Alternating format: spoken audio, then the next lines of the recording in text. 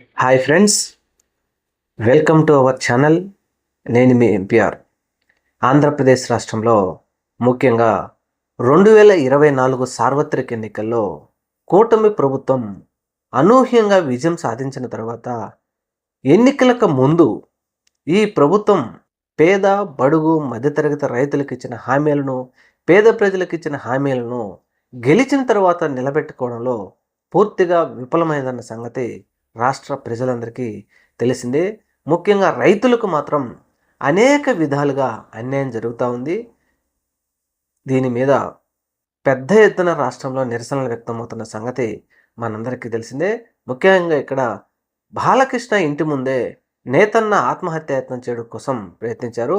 సెంటున్నర స్థలం లాగేసుకున్నందుకు ఈయన ఈ ప్రయత్నం చేస్తూ ఉన్నారు. హిందూపురం కుటుంబం జీవన ఆధారంగా ఉన్నటువంటి సెంటున్న స్థలం లాగేసుకుంటే తాము ఎక్కడికి పోవాలంటూ సత్యసాయి జిల్లా సోమందేవుపల్లికి చెందిన చేనేత కార్మికుడు బాలాచారి సోమవారం హిందూపురంలోని టీడీపీ ఎమ్మెల్యే నందమూరి బాలకృష్ణ ఇంటి ఎదుట మరణించడం, ఆత్మహత్యానికి ప్రయత్నించాడు. బాధితుడు తెలిపిన వివరాల ప్రకారం బాలాచారి గతంలో హిందూపురం మండలం బాలంపల్లి నివాసం ఉండేవాడు. ఉన్న ఆస్తులన్నీ ఆయన పోగొట్టుకున్నాడు. చివరకు సోందేవుపల్లిలో మగ్గం నేస్తూ ఆయన జీవనం సాగిస్తూ ఉండడంతో గతంలో అతని మగ్గాలన్నీ అగ్ని ప్రమాదంలో కాలిపోవడంతో ఈ సమయంలో ప్రభుత్వం ఆయనకు సహాయం చేసింది. కుటుంబ జీవనం కోసం ప్రభుత్వం 1.5 సెంటు స్థలం ఇచ్చింది. అందులో ఇల్లు కట్టుకోవాలని ఆశపడ్డాడు ఈ సోమన్న.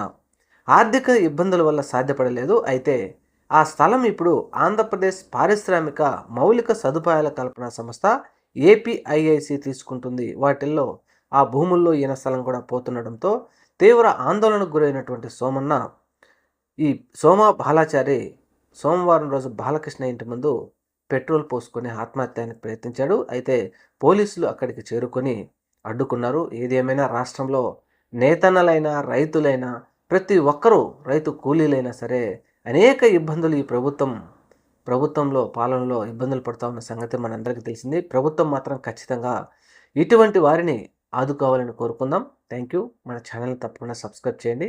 నమస్తే.